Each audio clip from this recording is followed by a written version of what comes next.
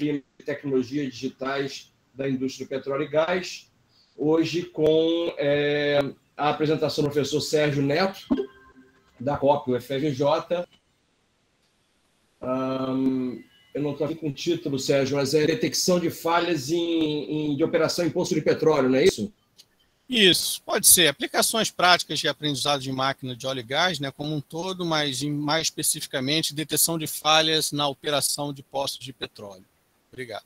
Beleza, então, professor. Seja bem-vindo, então. Pode começar a apresentação. Eu só peço que você faça uma introdução aí, se apresente aí, tem muita gente de fora, e em seguida pode dar andamento aí à apresentação. Boa apresentação, tá? Tá, obrigado a todos aí, obrigado Félix, obrigado pelo apoio, o ADM aí e a todos os participantes aqui. Eu vou compartilhar aqui, eu estou apanhando um pouquinho aqui do Google Meet, mas vai funcionar, eu vou perder a visão de vocês, eu vou ficar com a minha apresentação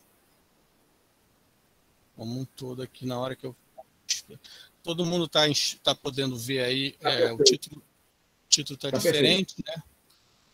É uma palestra mais ampla que eu tenho, tá? Aplicações práticas de processamento de sinais e aprendizado de máquina, e algumas dessas aplicações envolvem óleo e gás, tá? Então eu vou usar essa apresentação mais geral. Meu nome é Sérgio Lima Neto, esse é meu e-mail, sergioln@smt, tá? E SMT é o laboratório que eu trabalho, né? Sinais, multimídia e telecomunicações, tá bom? É um grupo aqui que pertence à COP, pertence à Escola Politécnica, né, da UFRJ, a parte de engenharia, né, tanto a graduação, que é a Escola Politécnica, quanto a pós-graduação, que é a COP.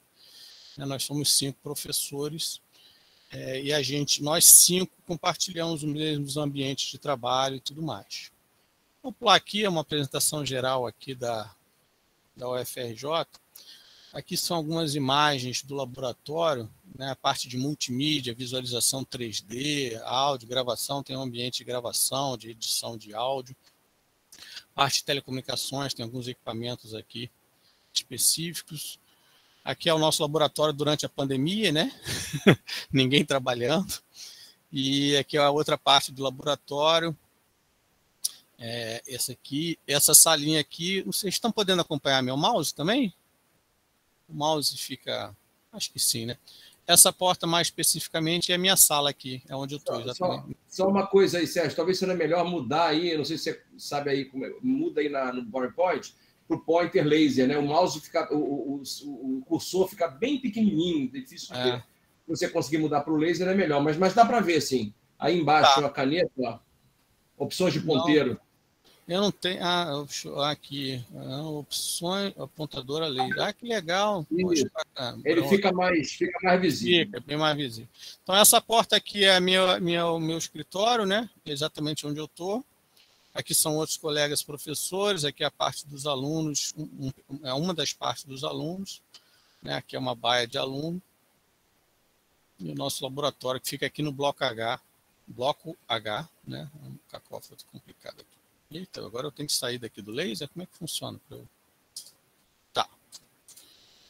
Uma breve introdução pessoal, né? Sérgio Lima Neto, sou professor titular do UFRJ desde 2015, fiz doutorado na Universidade de Vitória, no Canadá, terminei em 96. Sou professor do Departamento de Eletrônica e Computação, que é a parte de graduação, desde 97, e professor do Programa de Engenharia Elétrica na COP, que é a parte de pós-graduação. Sou pesquisador 1C do CNPq, e as minhas linhas de ensino e pesquisa, né? Eu trabalho processamento digital de sinais, teoria da informação, processamento de fala, visão computacional e, como todo mundo hoje em dia, aprendizado de máquina, tá? E a ideia é combinar essa experiência toda que eu tinha, né, com as aplicações de aprendizado de máquina. Tá? Aqui, ainda uma continuação, é um slide... são os livros que eu publiquei, né? Nós estamos em 2000. Então, é o livro de processamento digital de sinais, foi publicado em 2002, a versão em português dele em 2004. Eu tenho uns livrinhos de matemática secundária, então, construções geométricas, editado pela Sociedade Brasileira de Matemática, um livrinho bem bacana. A segunda edição daquele livro foi editada em 2010. Um livro com as questões do vestibular do IME 2011, com o vestibular do ITA 2013. a versão em português da segunda edição de 2014.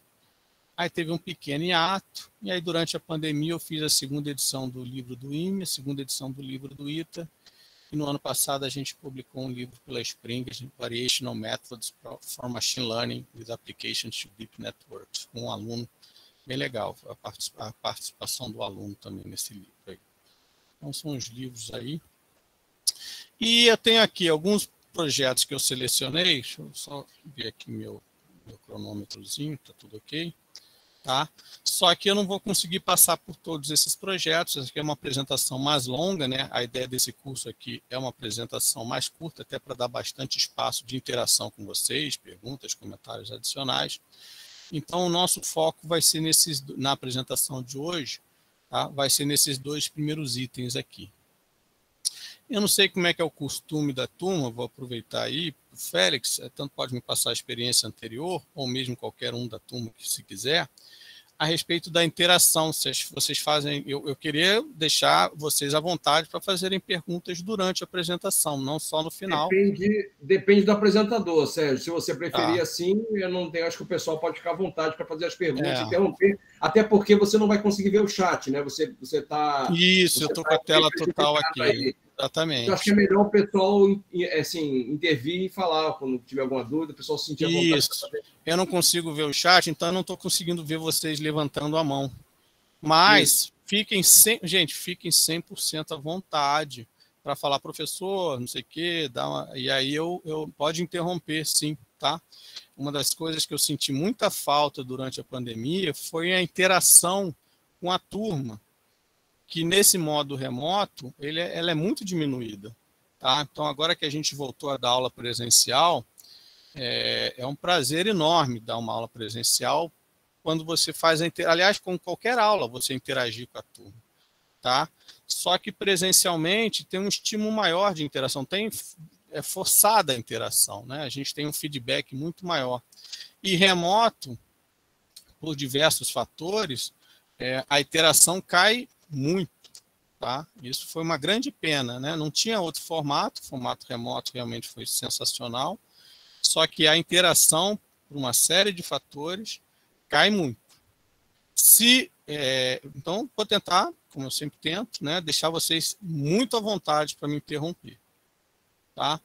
Vou começar, então, falando de um tema que não está ligado diretamente ao óleo e gás, só que esse primeiro projeto aqui, tá? Ele está muito ligado ao segundo. Então, eu uso ele para apresentar uma série de conceitos antes de ir para o projeto especificamente de óleo e gás. Tá? Então, vamos lá. O primeiro projeto vamos voltar aqui, né? Condition-Based Monitoring. Tá? E eu vou falar primeiro de Rotating Machines. Tá? A apresentação está em inglês, mas eu vou falar tudo em português. Aí nós vamos entender mais ou menos o que é o Condition-Based Monitoring. Tá? E depois eu vou aplicar ele, aí sim, num problema mais real. Mas, por enquanto, deixa eu falar. Então, vamos primeiro falar do que é o Condition Based Monitoring, né? O CBM. Né? Antigamente, na minha infância, vocês são mais jovens que eu, né? Existia um ditado que é "If ain't broken, don't fix it". Né? Em português, time que está ganhando não se mexe. Ok? Se a coisa está funcionando, não atrapalha. Tá? Só que isso, se a gente pensar bem, é um pouco radical demais, né? Ou seja, nós só vamos mexer no equipamento, no sistema, em algum processo, quando dar problema muito grave. Né? Era assim que funcionava antigamente, era assim que se pensava. Né? E aí, compactamente escrito nessa frase aí. Posteriormente, né, houve uma grande evolução e algo que muitas vezes ainda é feito, grande parte ainda é feito, tá, mas está começando a mudar, que é a questão de a gente fazer revisões periódicas. Muito provavelmente, né, alguns de vocês levam o carro na oficina, né, regularmente, uma vez por ano, uma vez a cada 2 anos. Né? E aí você faz um diagnóstico. Mesmo que não tenha aparecido nenhum problema, nenhum explicitado, nada grave, ou mesmo nada intermediário, você vai lá, leva o seu carro na oficina. Ou, né, o que é mais importante ainda, você visita o seu médico regularmente, né, uma vez por ano, né, a gente vai lá e faz um check-up. Então, nesse processo, a gente não espera dar um problema grande aparecer, a gente faz essas visitas regulares ao médico, à oficina. Então, você tem o equipamento que é muito caro, é muito valioso, e você vai lá e faz manutenção regular no equipamento, de acordo com o que o fabricante recomenda. O fabricante recomenda a cada 6 meses, a cada 1 ano, a cada 5 anos. Né? Você faz isso regularmente. Tá? E a ideia é você pegar, né, algum defeito bem no início. Né? Bem no início. O que é o CBM? Né? Que seria o que está tentando ser o futuro, mas o futuro hoje em dia chega cada vez mais rápido. Né?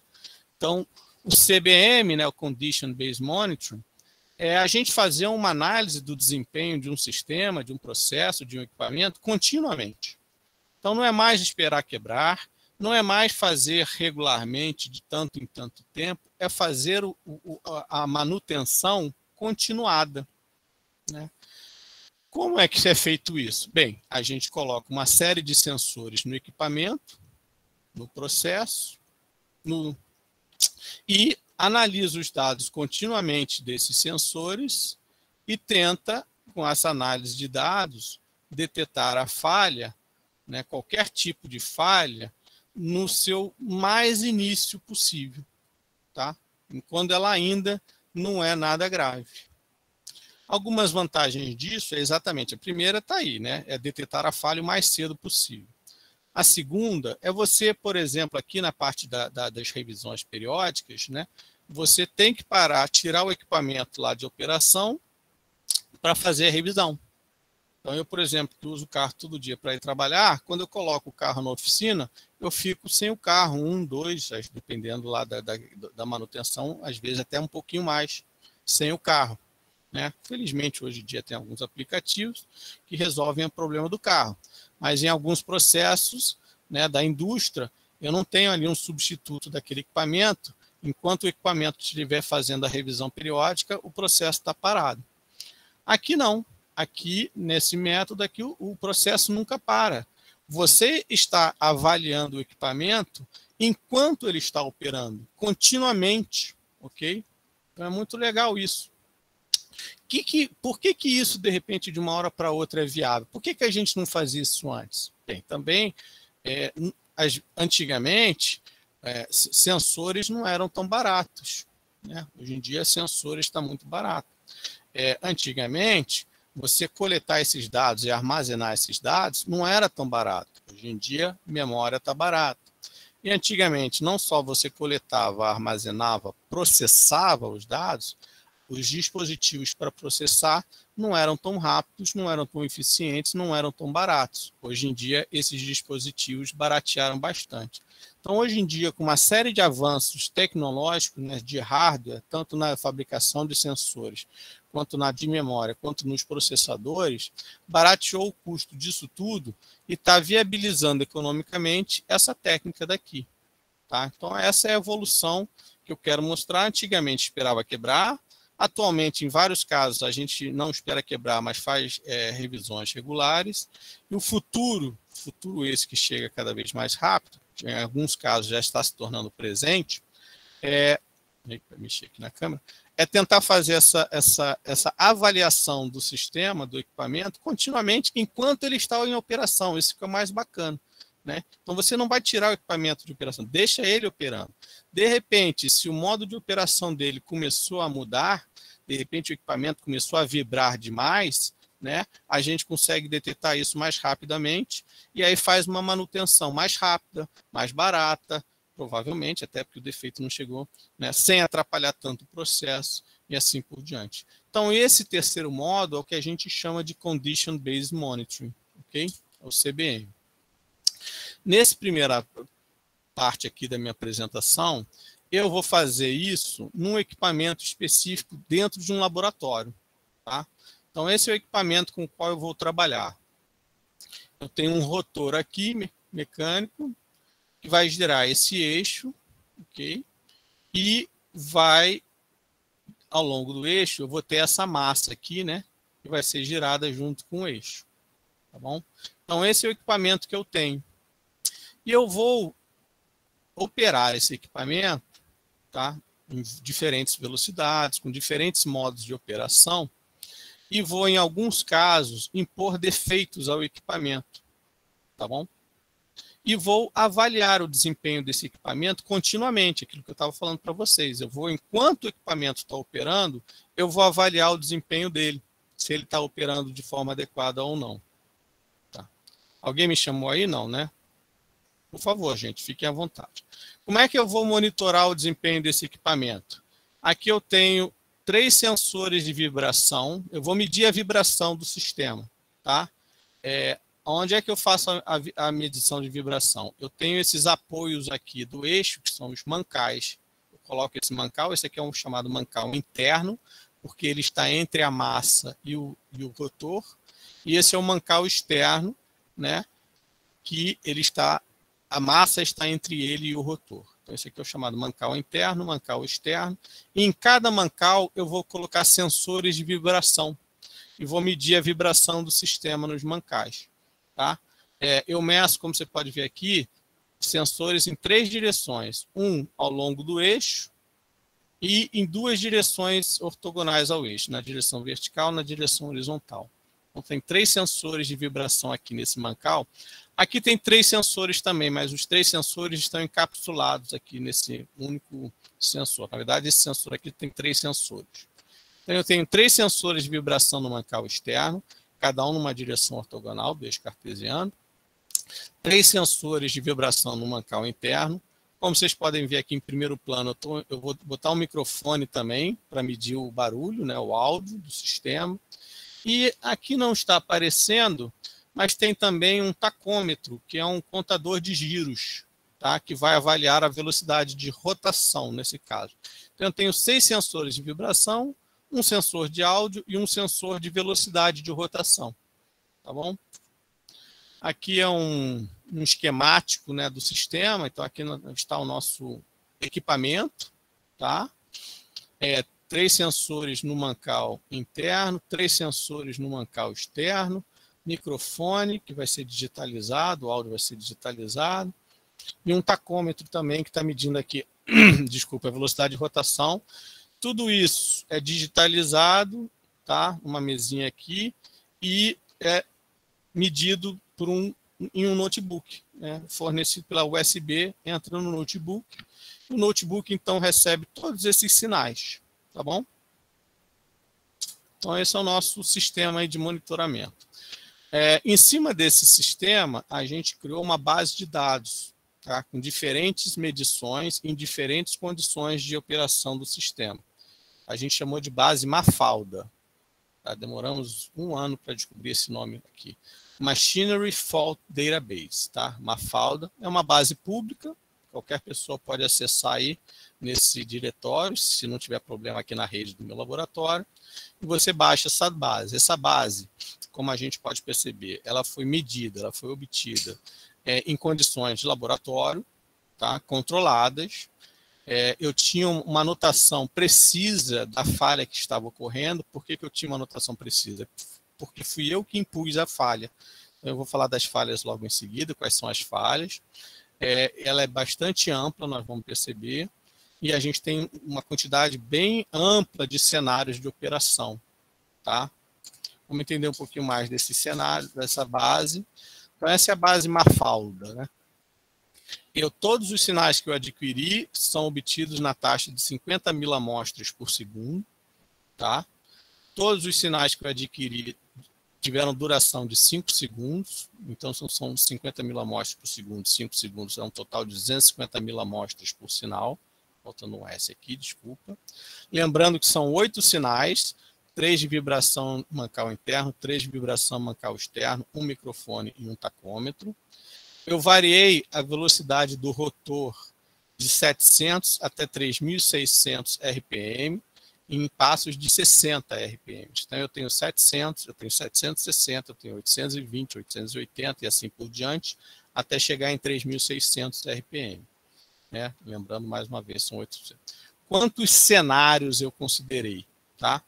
Eu fiz o rotor operar de modo normal, sem nenhum problema em tese, com 49 velocidades diferentes. Então, eu tenho 49 cenários distintos em que o rotor estava operando normalmente.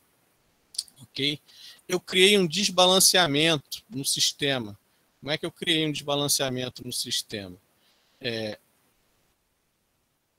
Eu coloquei aqui uma massa, tá? Para tornar igual o pneu do nosso carro, né? Ele aí perde a simetria angular perfeita que esse sistema aqui tem. Quando eu coloco uma massa extra aqui, tá? Num desses furos, eu crio um desbalanceamento no sistema.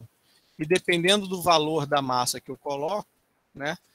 Eu crio um desbalanceamento, desde pouco até muito. Tá? Uma massa maior causa um desbalanceamento maior. Lembrando que eu tenho diferentes valores da massa que eu vou colocar e diferentes valores da rotação do rotor. Então, me gerou 333 cenários em que o sistema estava operando de forma desbalanceada, com diferentes velocidades e diferentes valores de massa. Eu posso causar também um desalinhamento horizontal no sistema. Como é que eu causo um desalinhamento? O que é um desalinhamento horizontal? É quando o rotor ele não está perfeitamente alinhado com o eixo. Isso ele fica desalinhado. O desalinhamento horizontal, eu mexo o rotor um pouquinho horizontalmente, tá? Um pouquinho para a esquerda ou para a direita aqui nessa figura. Como é que eu faço isso? Tá vendo essas torneirinhas aqui, essas manivelas? Eu giro essas manivelas e eu empurro o rotor horizontalmente e ele vai ficar desalinhado com o eixo, tá? Então eu faço desalinhamento horizontal com diferentes desalinhamentos e diferentes rotações. Tá? Eu tenho diferentes desalinhamentos horizontais. Eu posso fazer esse deslocamento do rotor também no sentido vertical. Eu tenho esses parafusos aqui, eu coloco uma base aqui nesses parafusos, nos 4 parafusos, e aí eu levanto o rotor um pouquinho. E eu causo um desalinhamento vertical do rotor em relação ao eixo. Eu faço isso para diferentes deslocamentos verticais e diferentes velocidades. Eu tenho mais ou menos 200 cenários em que o rotor está operando com desalinhamento vertical. E os mancais, né, eles têm rolamentos. Tá? E o próprio fabricante daquele equipamento fornece mancais que têm defeito. Então, ele fornece mancais que têm defeito no rolamento interno, no rolamento, na trilha de rolamento interno, na trilha externa. Tá? E eu posso colocar o mancal interno com defeito, mancal externo com defeito. Eu tenho mais combinações de mancais defeituosos, em que o sistema está operando com um mancal defeituoso. Tá? Então, eu tenho um total de 2.000 cenários aproximadamente, 50 deles normais, 300 desbalanceados, 300 desalinhados horizontais, 200 desalinhados verticalmente, mais ou menos 1.100 com um mancal defeituoso. Lembrando que dentro aqui tem várias velocidades e vários níveis de defeito, várias intensidades do defeito. Dá cerca de 2.000 cenários. Cada cenário, 8 sinais, cada sinal, 5 segundos, com 50.000 amostras por segundo. E essa é a base Mafalda que a gente tem. Lembrando que nós é que impusemos os defeitos, então eu sei qual o defeito que está ocorrendo, tá bom? A base está bem anotada, bem rotulada. Se na hora de medir um sensor estava problema, eu media de novo, tá? Ajustava ali o mau contato e refazia a medição. Então, essa base ela é muito confiável, tá? Ela é muito confiável. Ela está bem anotada, tá? Ela é toda bonitinha. Então, é uma base muito legal para a gente testar algoritmos de aprendizado de máquina. Né? Já para ver se eu consigo detectar o defeito de forma automática. Bem, como é que a gente faz isso? Né? Aí são cursos específicos, né, para ensinar, mas a gente sempre faz um pré-processamento da base para ver se tem algum defeito, para ver se tem algum problema. Nessa base aqui, essa etapa, não precisamos nos preocupar com ela, porque ela foi feita em laboratório, então está tudo funcionando. A gente tenta, para cada sinal que a gente mediu, extrair informação a respeito da operação do sistema. Então, por exemplo, a gente fica medindo o batimento cardíaco nosso, né?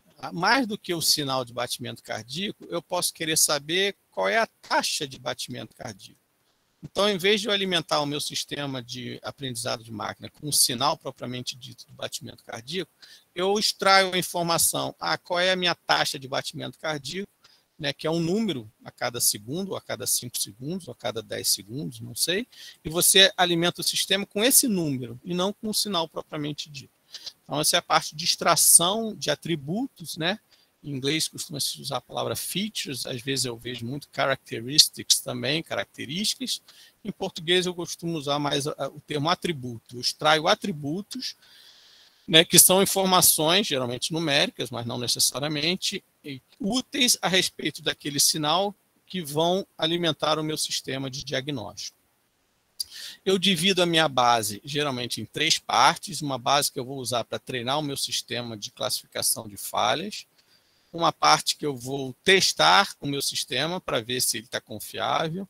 Uma parte que é nem treino nem teste, é chamada de validação, e até confunde muito, né? Muita gente acha que a validação é a parte final, né? Quando você vai validar, né? Realmente o nome confunde, mas é uma espécie de pseudoteste a validação. Ela ainda interfere no treinamento, tá? A validação. Então eu divido a base em 3 pedaços ali, tem toda uma ciência para isso. Escolho o tipo de classificador que eu vou querer trabalhar. Eu vou usar uma rede neural, eu vou usar uma floresta aleatória, random forest, vou usar support vector machine, vou usar boosting, algumas variantes. Tem as famílias de classificadores, tem outras famílias também, né? Tem outras famílias de classificador. Qual família que eu vou usar?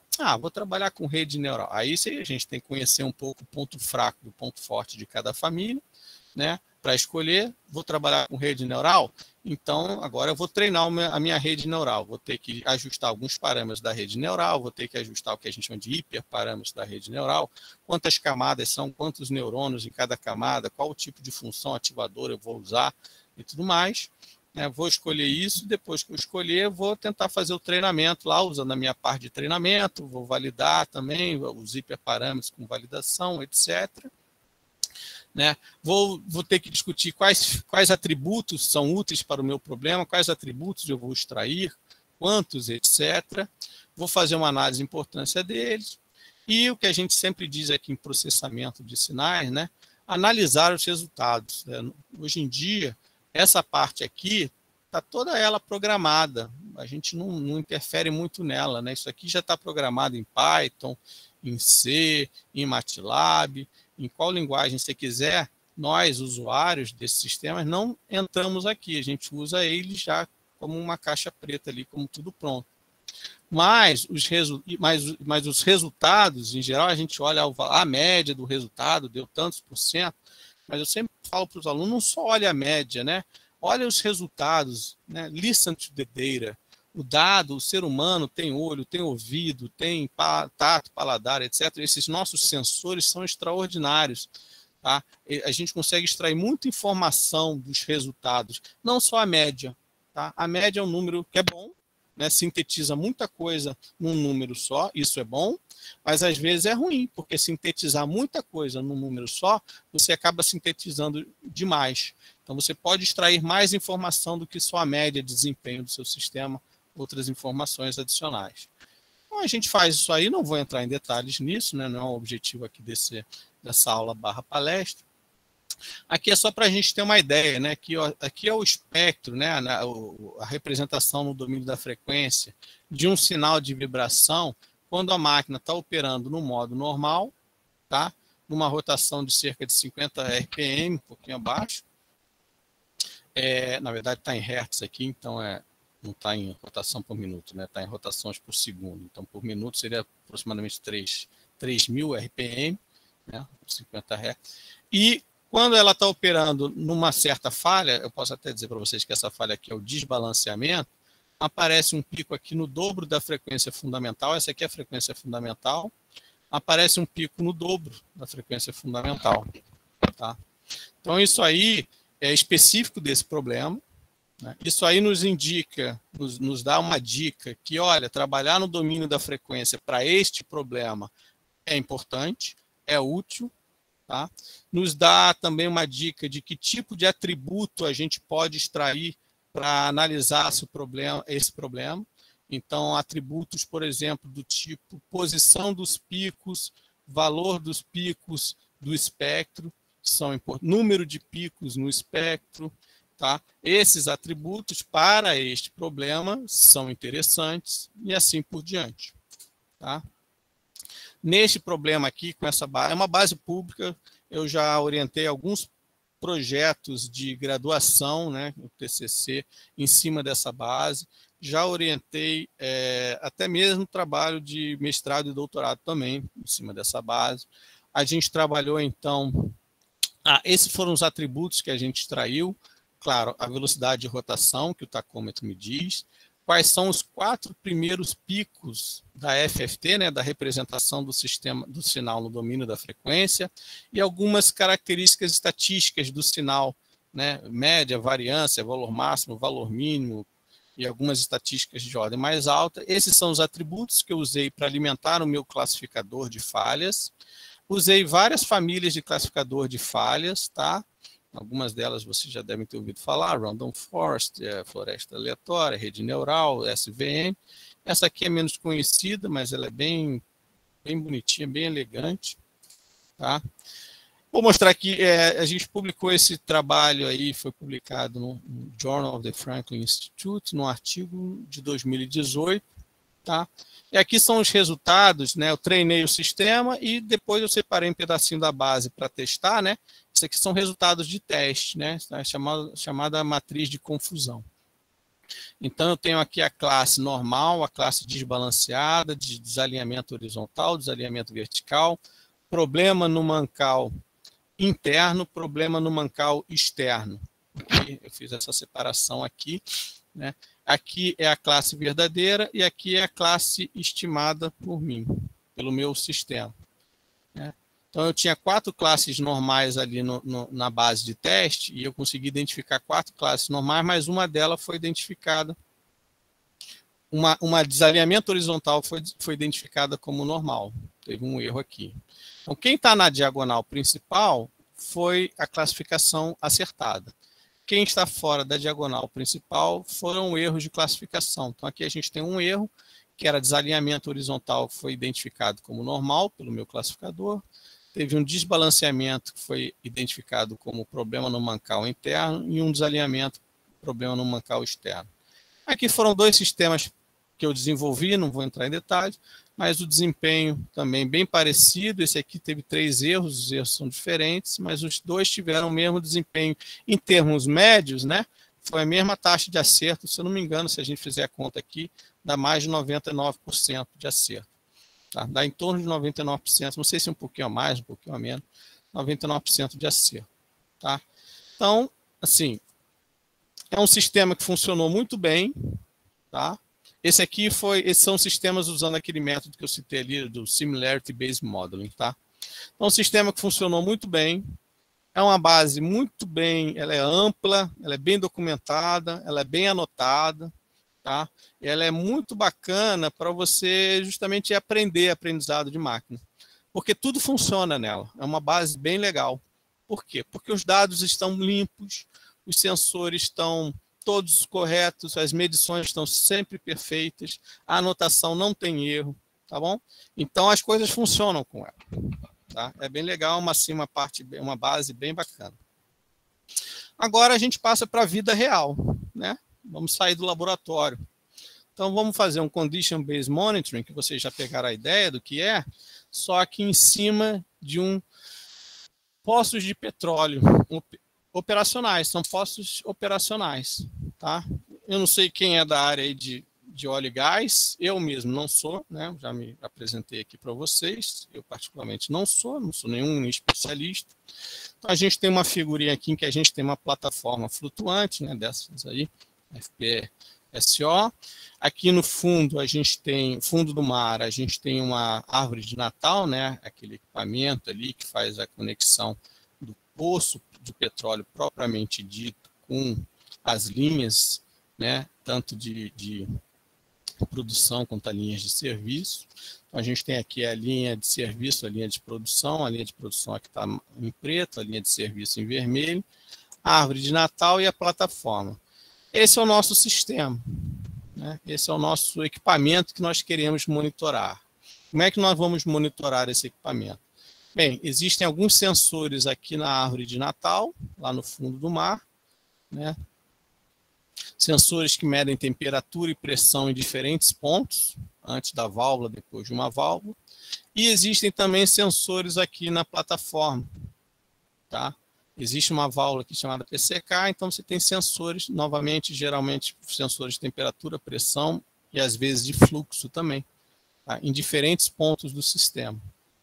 A partir desses sensores, né, eu não tenho quais são eles aqui, não. Bem, a Petrobras, tá, agora não fomos nós que montamos a base, foi a Petrobras. Um grupo da Petrobras montou uma base de dados, tá, com diferentes falhas ocorridas nesse sistema aqui, tá? Diferentes tipos de falha.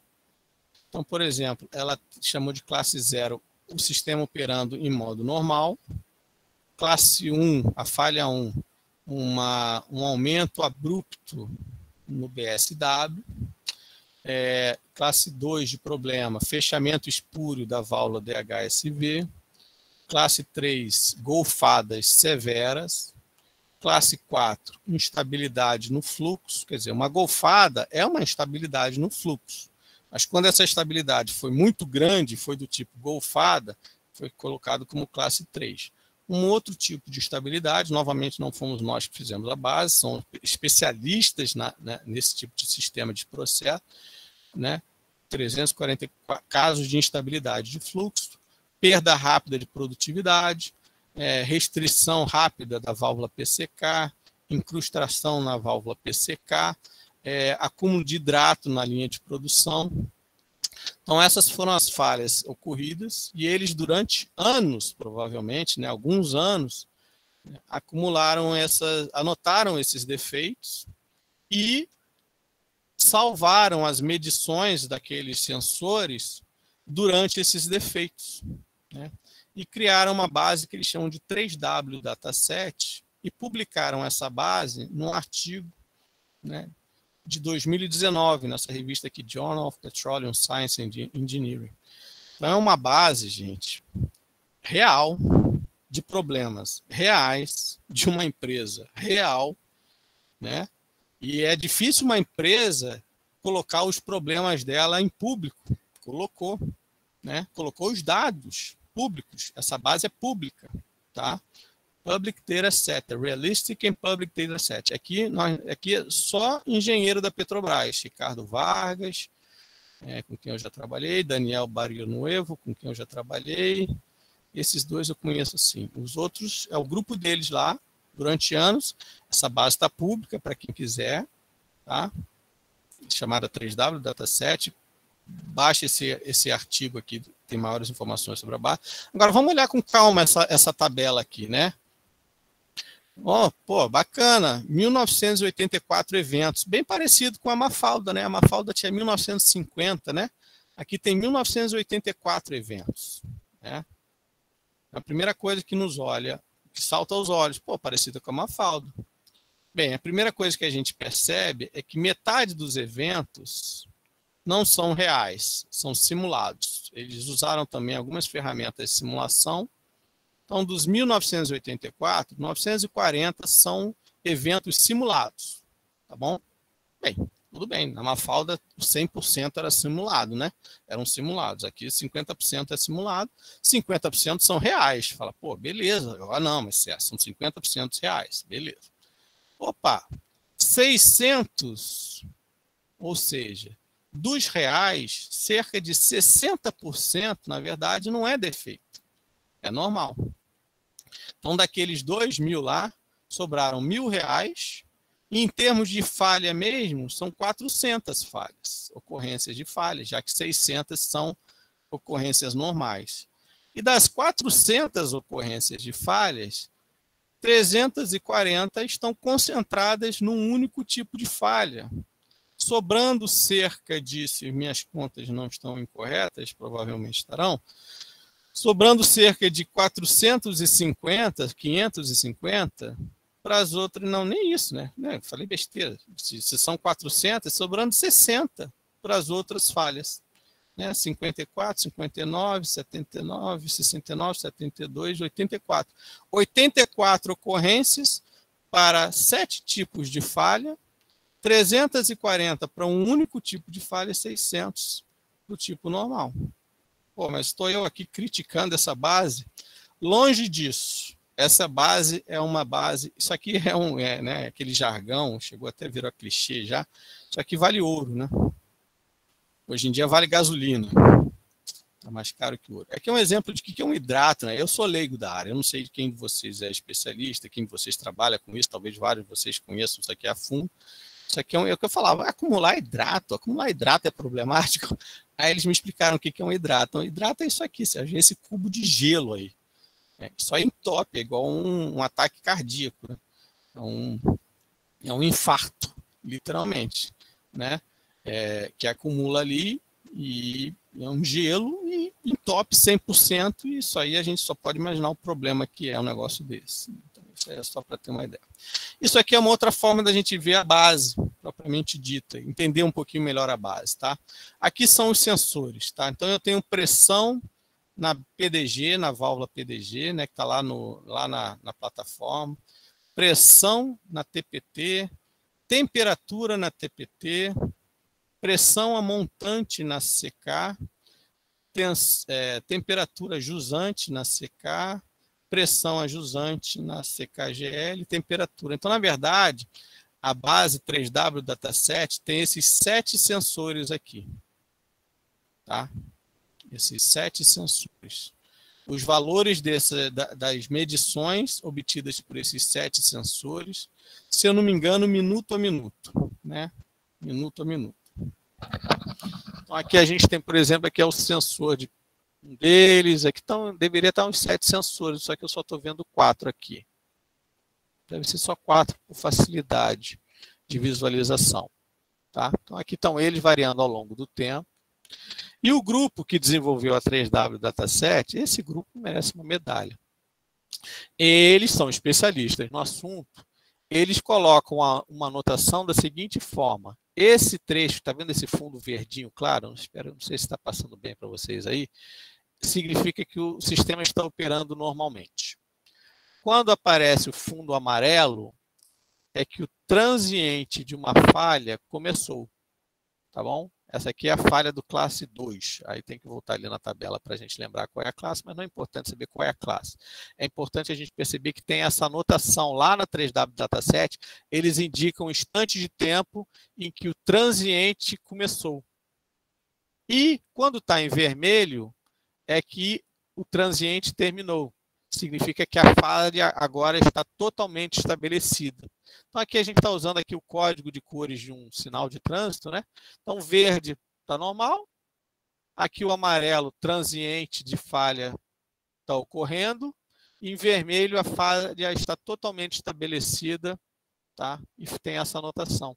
Então, essa anotação existe para cada um daqueles eventos indicados nessa tabela aqui. Para esses 2.000 eventos, minto. Nos eventos normais, naturalmente, a anotação é verde o tempo todo, o fundo é verde o tempo todo. Mas para os outros tipos de ocorrências, né, é indicado o começo de um transiente e o fim do transiente, no caso, o fim do transiente indicando o começo da falha totalmente estabelecida. Tá bom? Então, esse é o tipo de coisa que a gente tem. Vamos tentar fazer um sistema que vai tentar identificar uma falha, né? Então, alguns, assim, se a gente comparar essa base com a outra, né, com a Mafalda, a gente tem bem menos dados, né, bem menos dados. As classes, né, nessa nova base, elas estão totalmente desbalanceadas. Né? Tem várias classes que estão subrepresentadas. Olha, tem uma classe aqui, é 7, que se a gente incluir real e simulado, só tem 4 ocorrências. Né? Outra aqui, não, as outras já são um pouquinho, quer dizer, enquanto outra tem 344 ocorrências, né? E tem um desequilíbrio também entre o modo real e o modo simulado, né? Essa falha 5 aqui tem R$12,400. Gente, que bom que não tem tanta falha assim, né? Quer dizer, a falha real, cada falha real dessa é prejuízo de milhões de reais, né? E às vezes até prejuízo ecológico, prejuízo, né? Às vezes maior ainda do que só ficar medindo em dinheiro. Então, as classes são desbalanceadas, tá? Os dados são mal anotados. Mal anotados é uma forma forte de dizer. Comparado com a Mafalda, o processo de anotação dos dados é mais complicado, né?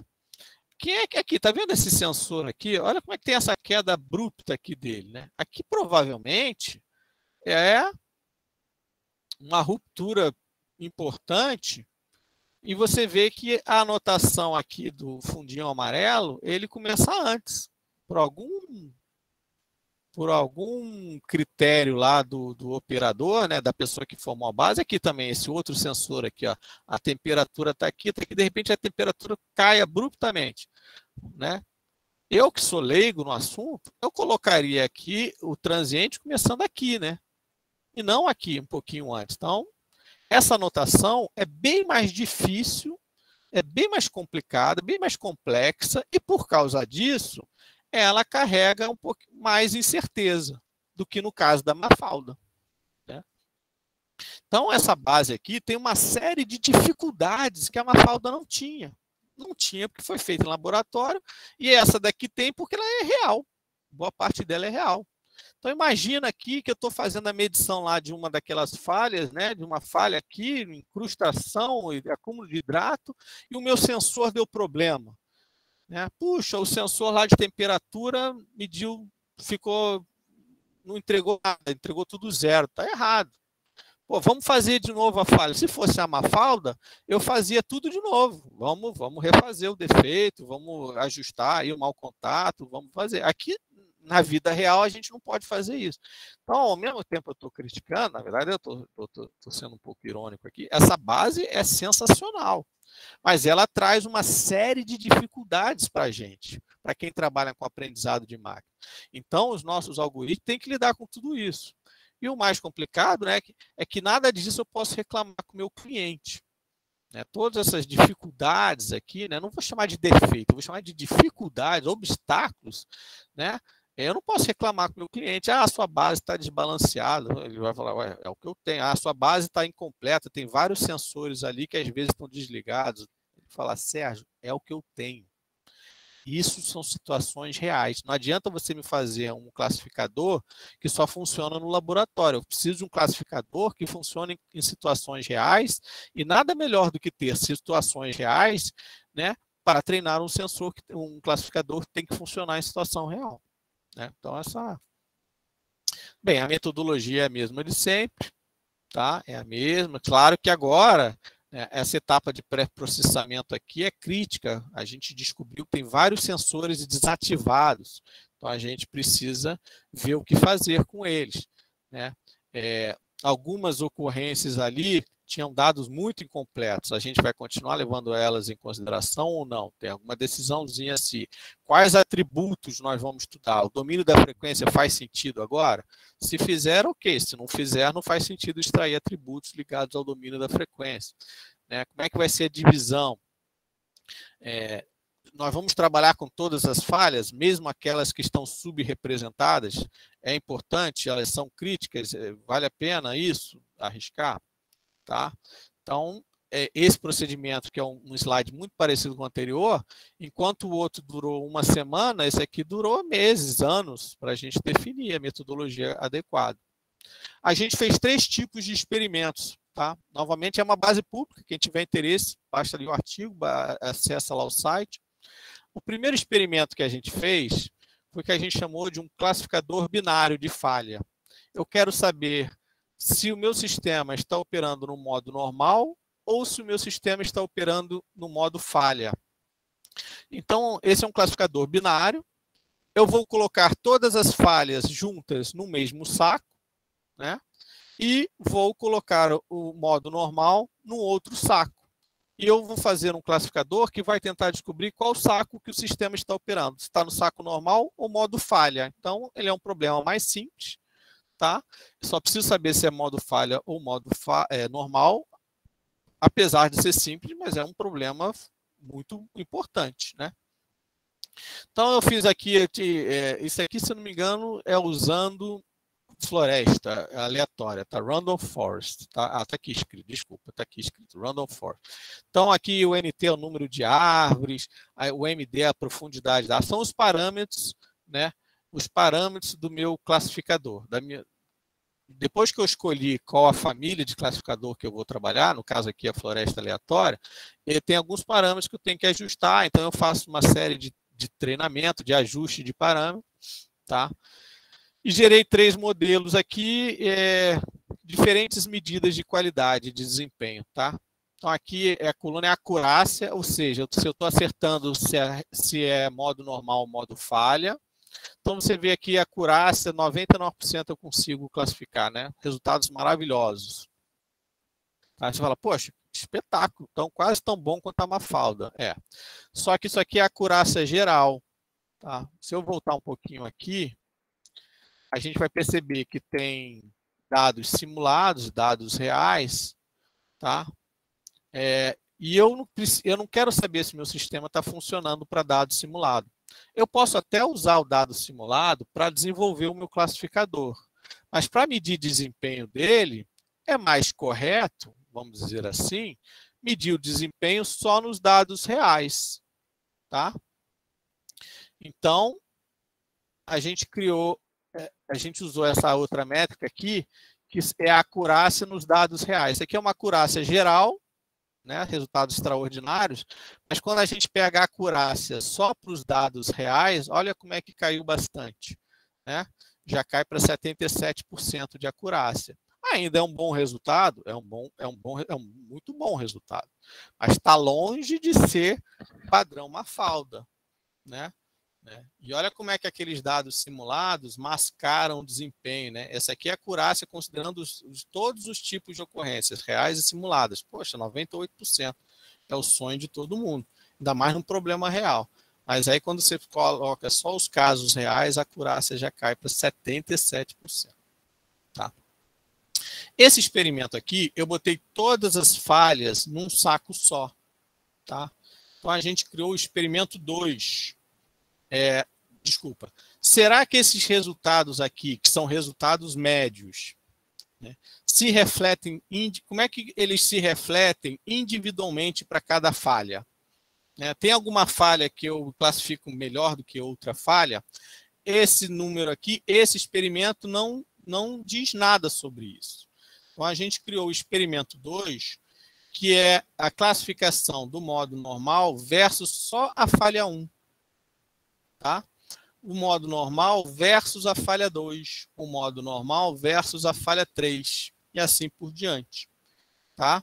Então, note que a falha 7 não está aqui, que é aquela que tem pouquíssima representação, tá? Então não vale a pena treinar. E aqui a gente vê alguns resultados. Então, aqui, o normal versus falha 1, tem 3 tipos de sistema, né? Vamos focar aqui já na parte, de novo, todo mundo 90%, 100% aqui, um espetáculo. Aí quando você chega aqui, já cai, né? Para falha 1, 79%. Mas olha a falha 2, como é que funcionou bem? Funcionou bem. Mesmo só considerando os casos reais da falha 2, eu consigo detectar a falha 2 perfeitamente, com uma taxa de acerto absurdamente alta. Diga-se passagem, a falha 2, a falha 6 e a falha 8. As falhas 2, 6 e 8, eu tenho resultados sensacionais. Tá? As falhas 1 e 5, um pouco abaixo. Aqui a 3 e a 4, né? A 3 e a 4, peraí, desculpa. 3 e a 4 são essas aqui. Tá? Elas, é um detalhe, deixa eu ver como é que está de tempo aqui. Bem, é um detalhe que eu vou pular, mas confia em mim, é uma parte aqui da detecção do real, é essa parte aqui, ó. Aquelas falhas ali não tem essa parte verde no início, tá? Então eu não consigo saber se eu estou acertando a parte normal. para aquelas duas falhas ali. Tá?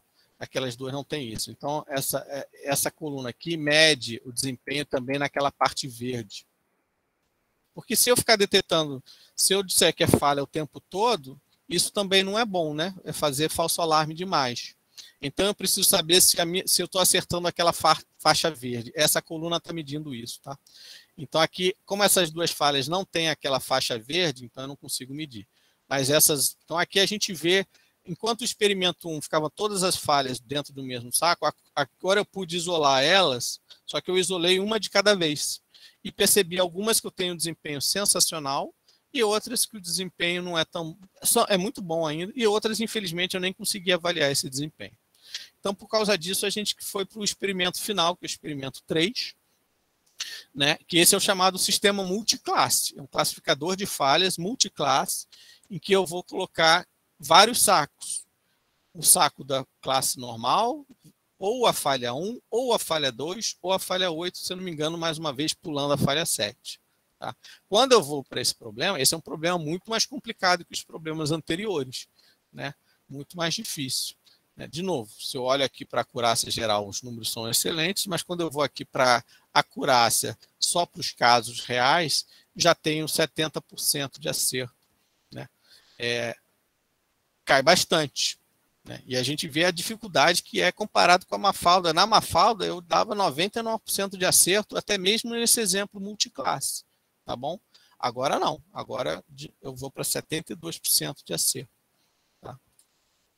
Essa é a nossa matriz de confusão, tá? Que é parecida com aquela lá. Como vocês podem... Assim, uma boa parte dos defeitos apareceu aqui, né? Mas você vê que a diagonal está bem razoável. Esse aqui é um exemplo do classificador. E a gente vai ver um problema que ele tem e depois vai até entender que esse problema não é tão grave assim. Então, aqui está aquela região verde, amarela e rosa. Você vê que a rosa é bem pequenininha. Mais uma vez, é um outro evento da classe 2. Né? E o meu classificador é essa marcação vermelha grossa aqui de baixo. Quando ele está aqui embaixo, significa que ele está dizendo que o sistema está operando normalmente. Quando o classificador vem aqui para cima, o classificador está indicando transiente ou falha. Tá? Então, aqui, durante a parte normal, o classificador ele é consistentemente indicando que o sistema está normal. No começo do transiente, você vai ver que tem uma parte vermelha aqui em cima e uma parte vermelha aqui embaixo. Isso significa que ele está indo e voltando. Tá? Depois ele volta aqui para baixo e fica só embaixo durante alguns minutos. Desculpa, pessoal. E depois ele vai lá para cima, indica falha consistentemente, indicou falha, note que não tem nada aqui embaixo. Então, durante vários minutos, ele identificou a falha e, curiosamente, não sei explicar direito, depois ele volta aqui para baixo e indica a operação normal. Então, esse período em que ele fez isso, diminui bastante o desempenho dele. É isso aqui que faz cair o desempenho dele. Não deu 100%. Quer dizer, 100% de acerto seria ele estar aqui embaixo no verde e aqui no alto no amarelo e no vermelho. E ele não está. Ele está aqui embaixo no verde, isso é muito bom. Aqui no comecinho no amarelo ele dá uma oscilada, mas depois ele vai lá para cima, é muito bom. Mas depois, curiosamente, está vendo que eu não escondi isso aqui de vocês, tá? Ele vem aqui para baixo. Tá? Então, em termos percentuais, esse classificador está dando cerca de 50% de acerto. Né? Ou um pouquinho mais, talvez, 55% de acerto. Porque todo esse período aqui ele errou. Agora, se a gente pensar pragmaticamente, muito provavelmente, em algum momento aqui, o meu classificador disparou um alarme. Ele falou, está com problema. Disparou um alarme. Aí tem que ver qual é a regra que a gente vai usar para disparar esse alarme. Disparou o alarme. Disparou o alarme, o evento foi detectado. Então, mesmo que depois o classificador perca a classificação R, no nível do evento, né, porque ele faz a classificação no nível do instante de tempo. Tá? A classificação é feita para cada instante de tempo. No nível do instante de tempo, ele teve uma taxa de acerto de cerca de 50 e tantos %. Mas no nível do evento, ele acertou. Ele detetou. Ah, mas ele não pegou no comecinho. Ele não pegou no comecinho. Eu não dispararia logo instantaneamente, tá? Não é correto se disparar logo, tá? Dependendo da falha, você vê que tem um transiente grande. Você cria alguma regra para também não ficar disparando alarme à torta e à direito, né? Então, você algum tipo de, eu só vou disparar o alarme quando houver 40, 50 detecções continuadas de falha. Algo assim, entendeu? Aí você provavelmente ia disparar o alarme em algum momento aqui, né? E você ia conseguir detectar essa falha. Aí o operador entra no loop ali do sistema, confirma se tem falha ou não, analisa um monte, o operador vai ter mais informações, vai ter essas informações aqui, pode ter outras informações, e ele pode concluir, não, realmente tem falha, ou pode concluir, não, olha, não estou vendo falha nenhuma, o sistema errou. Tá? Nesse caso aqui, é um exemplo bem interessante que o sistema errou e, ao mesmo tempo, acertou. Tá? Na prática, na verdade, ele acertou. No nível do evento, ele acertou. Bem, eu não vou passar aqui, né? Tem outras apresentações que eu tenho aqui, né? É detecção de bons momentos em futebol, em partidas de futebol, detecção automática de bons momentos, né? Fazer o próprio algoritmo vai detectar se está tendo um bom momento ou não, tá? Então eu vou passar rapidamente. Os resultados são bem interessantes. O Doris é um robô, provavelmente quem veio na apresentação do professor Alessandro Jacu, feita semana passada, ele deve ter comentado sobre o Doris, ele deve ter comentado sobre o Ariel, né? Não sei se ele chegou a falar do Doris também. O Doris é um robô de inspeção, tá? De ambiente industrial. Então é um robô e carrega uma série de sensores, e esses sensores vão tentar medir se está tendo algum problema no ambiente ou não. Novamente, eu não vou entrar em detalhes nele. E esse outro projetinho aqui, quer dizer, estou só para 1 minuto para cada um, só para citar, né? Quem tiver curiosidade, depois me manda um e-mail, aí a gente pode fazer outro tipo de apresentação, né? Esse aqui a gente está tentando usar um drone para localizar automaticamente objetos associados à reprodução de mosquito, né? A gente fez uma base de dados, e a gente está marcando nessa base de dados, em todos os vídeos, a gente está marcando manualmente os objetos associados à reprodução de mosquito. Mais precisamente, tem 2 classes de objetos que são mais críticas, são pneus e caixas d'água. Tá? Então, a gente vai, para cada quadro do vídeo, a gente observa se tem pneu ou caixa d'água e cria essa caixinha em volta do objeto. E aí está treinando uma rede neural para tentar detectar esses objetos automaticamente, tá? Que a gente chama para tentar. Então, assim, eu vou fechar a apresentação, né? Seguindo aí a recomendação, cerca de 1 hora, passei um pouquinho, peço desculpas por isso, vamos passar para a próxima etapa. A parte de processamento de sinais é aquela parte de extração dos atributos, né? Das características, que é a minha formação é toda ela em cima dela, é toda em cima disso aqui. Machine Learning está sendo uma ferramenta para mim, para eu atacar problemas práticos. Tá? Então, antigamente, eu sou uma pessoa de processamento de sinal, um cliente vinha até mim com os sinais, com uma aplicação, com os sinais, e me pedia ajuda para extrair informação dos sinais.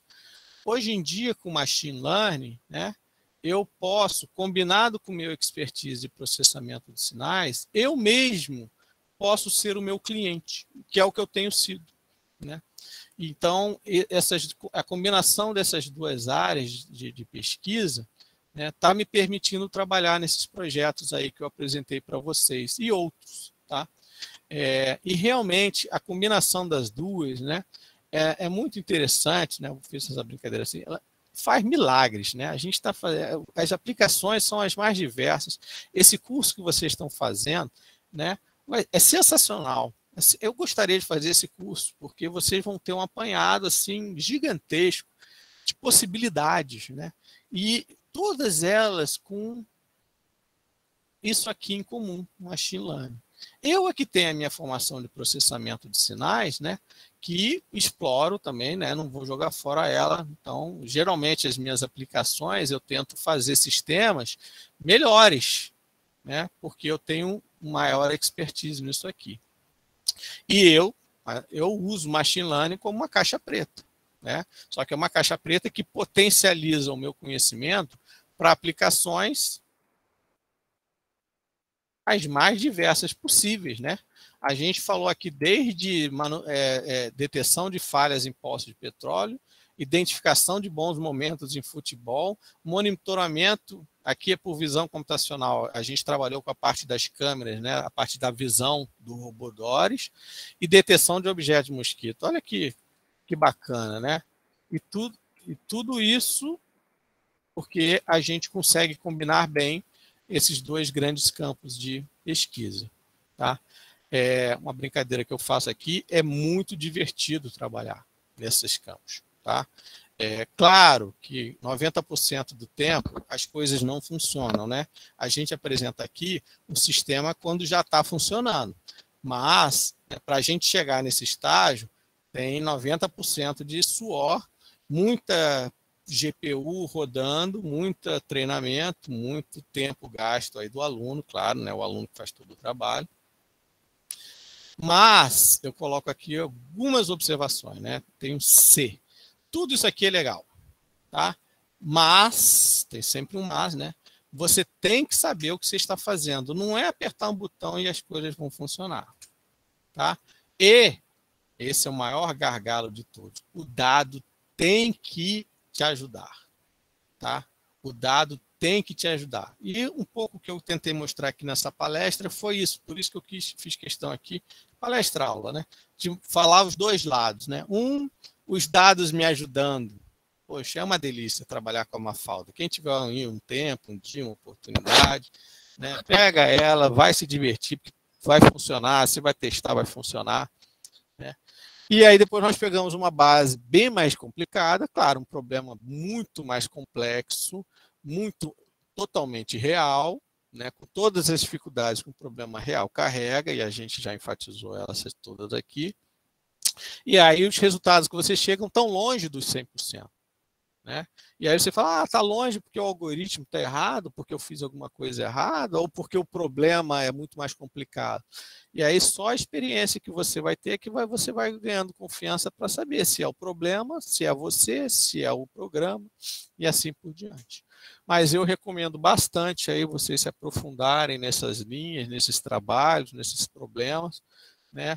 E ter bons dados, ouvir os dados, porque é eles que vão ser o gargalo do seu problema. Tá? Não é o problema, não é o algoritmo de aprendizado de máquina. Tá? Geralmente, o gargalo, o limite, você vai até onde o dado deixa, e não até onde o algoritmo deixa.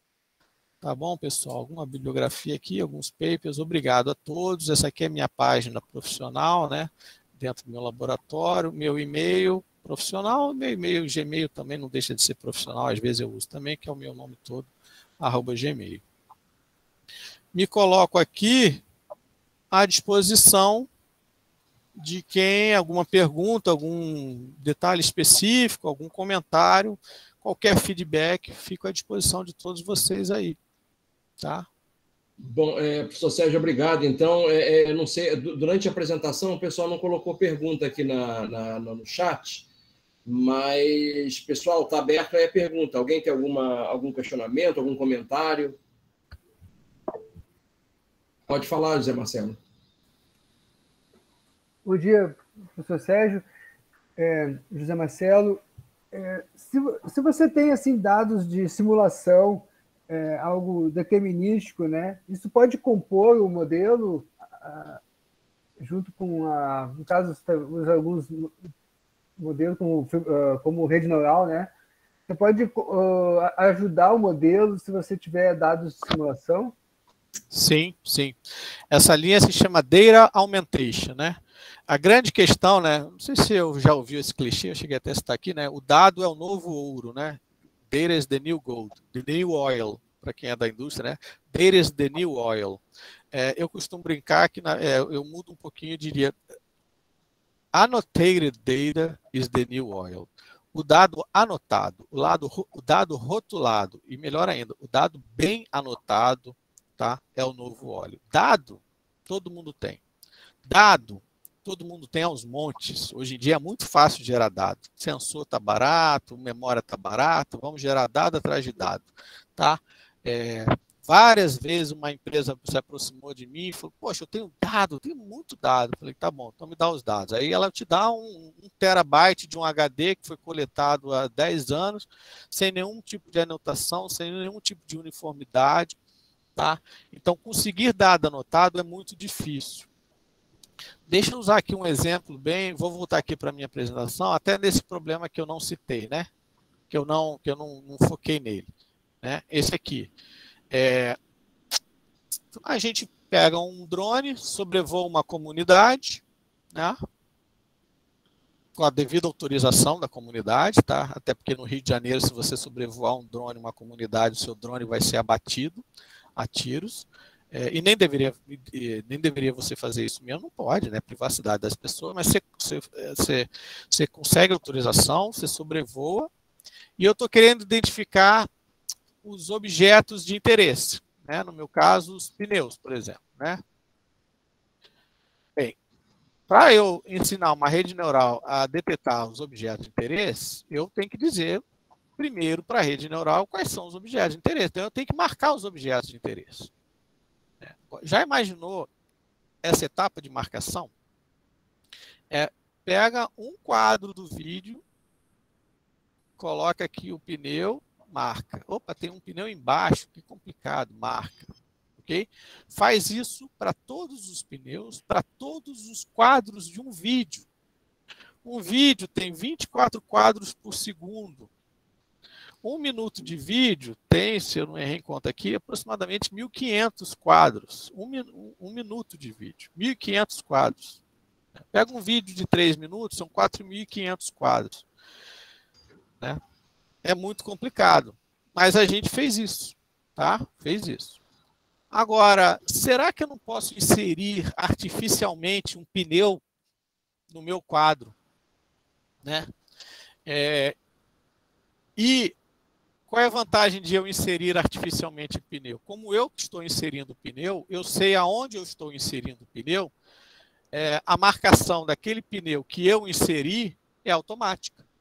Fui eu que inseri o pneu, eu sei exatamente a posição do pneu, eu sei o tamanho do pneu, então eu sei a bounding box do pneu que eu estou inserindo automaticamente. Ok? Então, por exemplo, esse aqui é um quadro, vocês estão vendo ainda, né?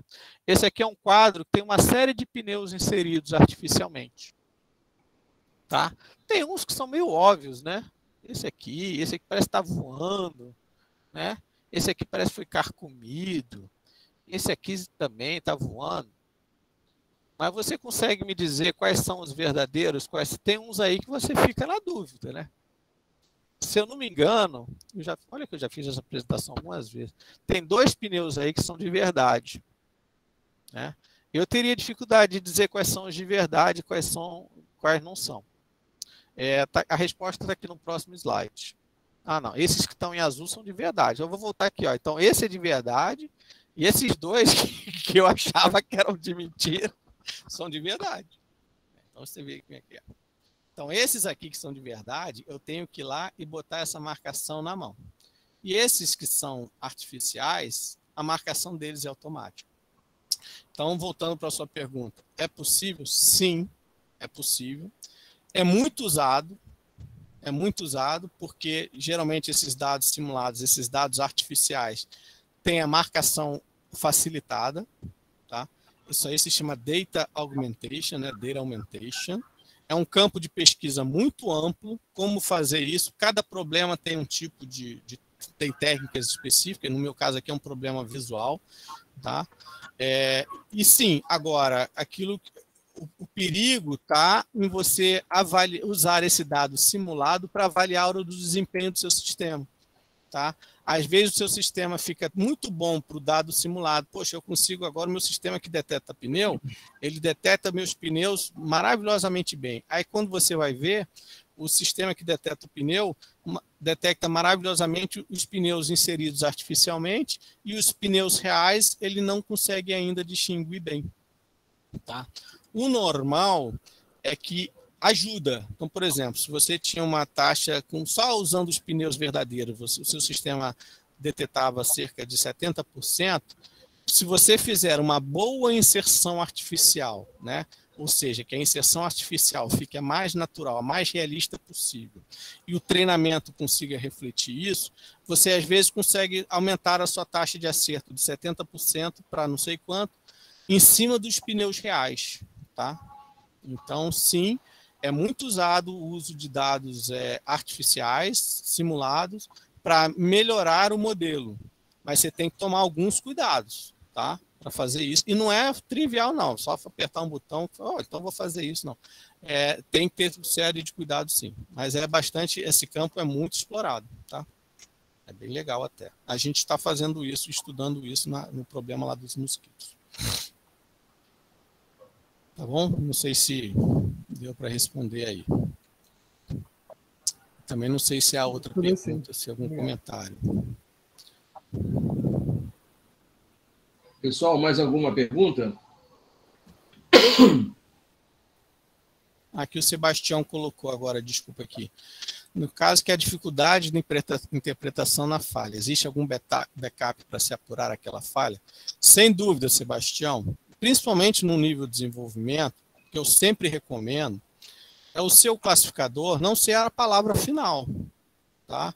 O seu classificador, geralmente, né, naquele problema lá do poço de petróleo, dos poços de petróleo, existe a figura do operador. Existe um operador que monitora o poço de petróleo, e esse operador é um profissional que tem anos de experiência, né, igual o mecânico do carro, né, que pelo ouvido ele consegue descobrir qual um problema no seu carro. Esse operador, olhando as informações que ele tem, que são aquelas informações de sensores, e talvez outras informações a mais, ele consegue perceber se tem problema no poço ou não, tá? Só que o operador, aquilo que eu falei, é um profissional muito especializado, muito caro, né? São anos, você precisa de anos de experiência para adquirir experiência suficiente para você conhecer bem aquele processo que você está dominando. Aí algumas brincadeiras à parte, tá? O operador faz greve, o operador tem que dormir, né? O operador cansa. Os algoritmos, os classificadores que a gente faz, dentro dessas brincadeiras, não sofrem de nenhuma dessas brincadeiras que eu citei agora, né, desses comentários.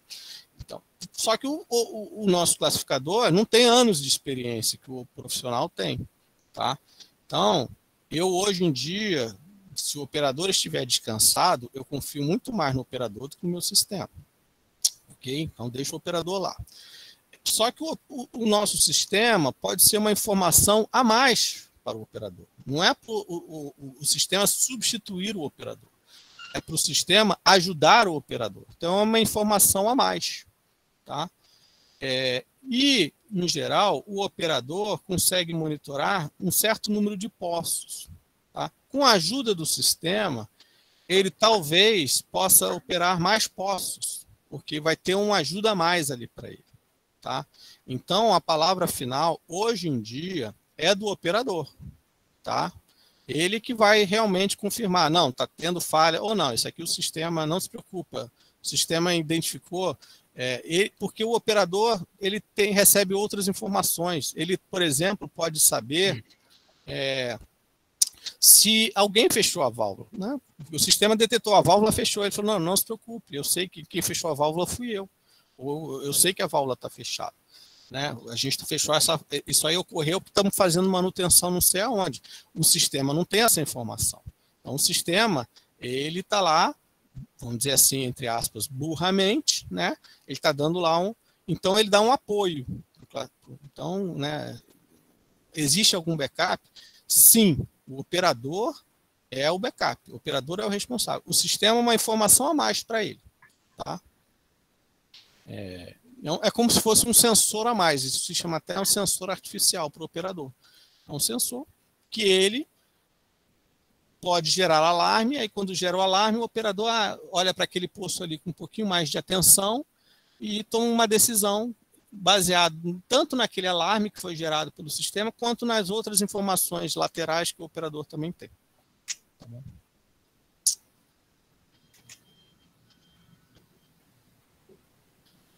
Beleza. Sérgio, eu tenho uma curiosidade, né? Voltando um pouquinho nessa história da disponibilidade de dados de treinamento e para treinar esses modelos, né? Eu li há tempos atrás sobre tentativas incorporando processamento de linguagem, né? Utilizar a informação de relatórios de manutenção, por exemplo, antigos, junto com os dados de sensores, e tentar encontrar correlações entre eventos e determinadas anotações no relatório. Nos relatórios de manutenção, usando o processamento de linguagem. Você conhece alguma iniciativa bem-sucedida nessa área? Olha, eu tive um projeto com a Petrobras, que foi coordenado pelo professor Marcelo Campos. Hoje em dia ele é o diretor acadêmico da COP, junto com a Lavínia, né? Marcelo Campos. Ele teve um projeto que era exatamente nessa área, só que o processo que eles estavam investigando era o processo de perfuração do poço.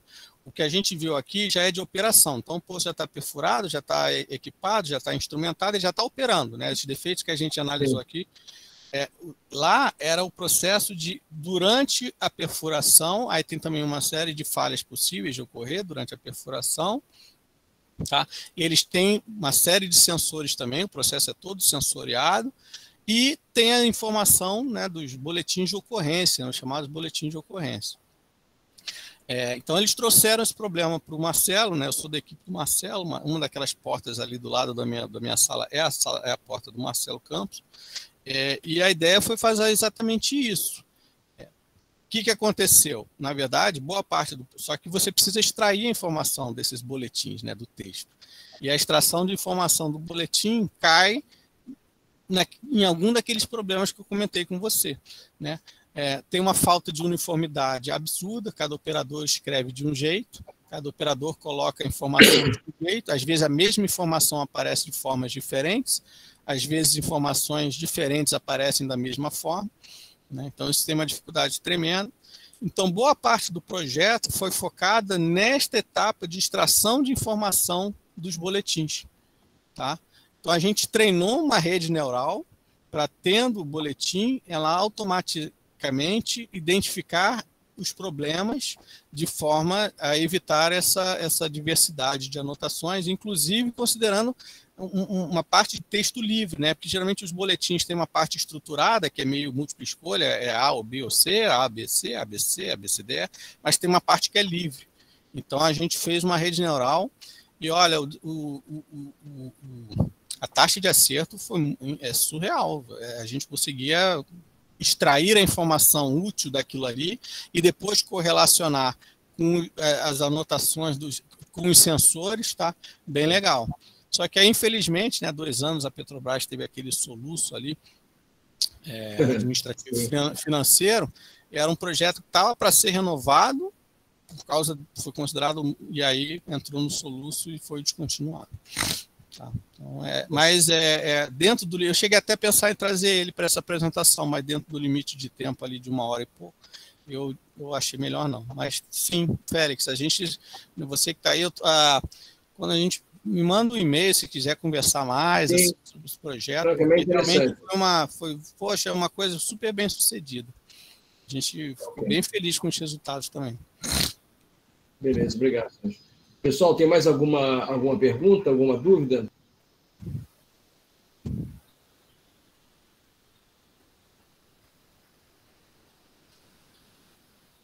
Bem, sendo assim, acho que eu me despeço. É assim, Félix? Eu não sei como é que é o protocolo. É isso mesmo. Obrigado, então, Sérgio, Queria agradecer aí a participação de todos, a presença de todos.